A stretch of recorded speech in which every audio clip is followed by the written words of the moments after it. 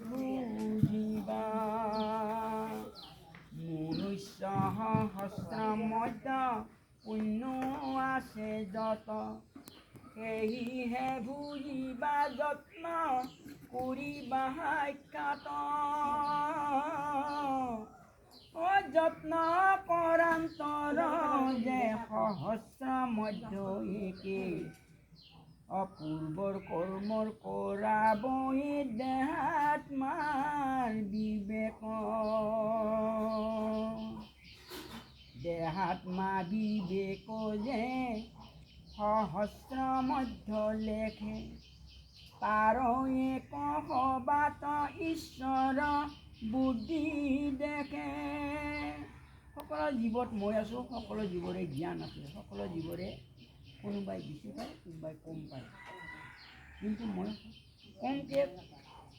জানাজনৰ ওচৰত মই নাযাকে নাথাকোঁ মই থাকোঁ তেওঁ যিখিনি জানে সেইখিনিয়ে কৰিছোঁ আৰু জানে বেছি কৰি তাতে যেতিয়া ভুল কৰে তাৰ কিন্তু এই নাজানাখিনিতকৈও বিয়াত পৰে সেইটো হ'লে সত্য সেইকাৰণে কৈছে কি তুলনাটো কৰি দিছে সেই হকে অৰ্জুন সকলো পাবি আৰু পঢ়াটো যিটো নহ'লে কম একে উৰুৱাই যিটো পকি যায় তেতিয়াহ'লে কথাটো তেতিয়াহ'লে স্কুলত ফেল কৰি পাছ হ'লে ভাল হ'ব এতিয়া নিদিব সেইটো বস্তুক আমি আগতে কাটি থৈ দিওঁ বন্ধ কৰি অপমানৰ আগতে সেইকাৰণে এইটো জ্ঞান আৰু বিজ্ঞানে কৈছিল সেইকাৰণে জ্ঞান আৰু বিজ্ঞানৰ লগত জানাই প্ৰশ্ন হ'ব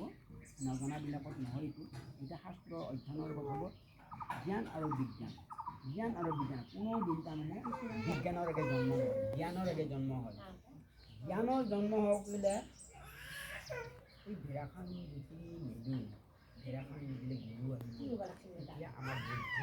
বুদ্ধি ভাল লাগিব তেতিয়া খেতি বুজিব লাগে বান্ধিব লাগিব জ্ঞান আৰু বিজ্ঞান সেইকাৰণে লগালগি নাই একেলগে লাগিব যদি জ্ঞান হ'লে বিজ্ঞান হ'ব বিজ্ঞান হ'লে জ্ঞান অঁ আমি এইগিলা বাহিৰৰ জগতত কৈছি চাঙৰ কেটলিটোৰ লগত জুইত দিলে উতল আহে ট্ৰেইনখনক কেনেকৈ সৃষ্টি কৰিছিল এৰোপ্লেনখনক কেনেকৈ সৃষ্টি কৰিছিল গতিকে এৰোপ্লেনখন চলতে একে নহয় ইমান জোৰে তাক বায়ু তাক মানে ওপৰ ফালে লৈ যায় সেইকাৰণে তাৰ এৰোপ্লেনখন উৰিলে খুব এইখিনি জেগা বতাহে গাছ ভাঙি দিব পাৰিব সেই বতাহৰ জোৰত তাৰমানে প্লেনখন চলে আৰু বাকী বিতং বিজ্ঞানৰ কথা নকওঁ গতিকে এনেকৈয়ে তাৰমানে জ্ঞান আৰু বিজ্ঞানৰ জন্ম সেইকাৰণে জ্ঞানৰ আগে জন্ম হয় তাৰপিছত বিজ্ঞান কিন্তু বিজ্ঞানীসকলে ভগৱানক যদিহে খ্ৰীষ্টান হয় প্ৰভু এই কামটো যাতে এই কামটো মই পাৰ্বত